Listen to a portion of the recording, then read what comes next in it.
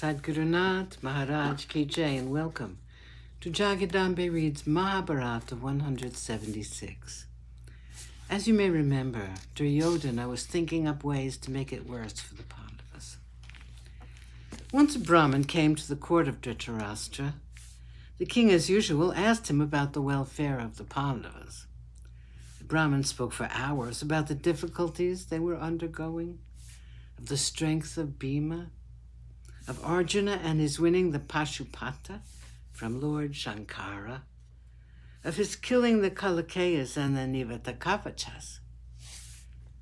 They heard all that they did not want to hear from the stupid Brahmin. After he went away, the king began to mourn his own sinful actions and the injustice done to the Pandavas. His talk was naturally not pleasing to his son. Duryodhana, Radeya, and Shakuni tried to convince the king that they were more powerful than the Pandavas.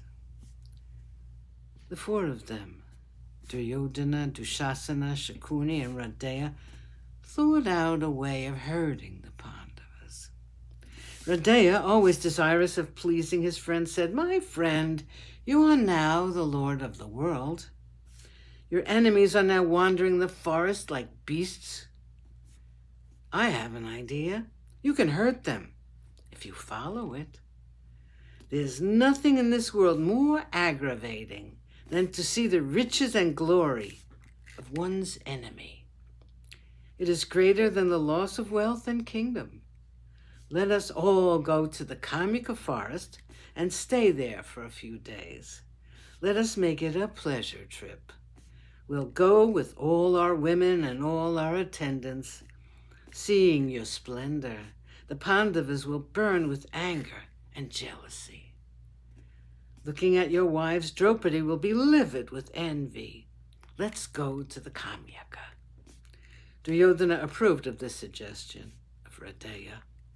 He said, "You're very dear to me, Radeya. You speak words which are always pleasing to my ears. I have heard of the difficulties which the Pandavas are going through. I would like to see it with my own eyes. I want to see Bhima and Arjuna dressed in tree bark.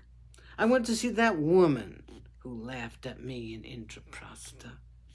I want to see Draupadi with her pride gone, with her eyes weeping tears. I think your idea is excellent. Now think up sufficient reasons for this expedition of ours to the forest." Radeya spent a night thinking up the reason. The next morning he went to Duryodhana and said, "I can tell you what we ought to do. Our cattle station is in the neighborhood of Dwaitavana. Let us go there on the pretext of inspecting the cows.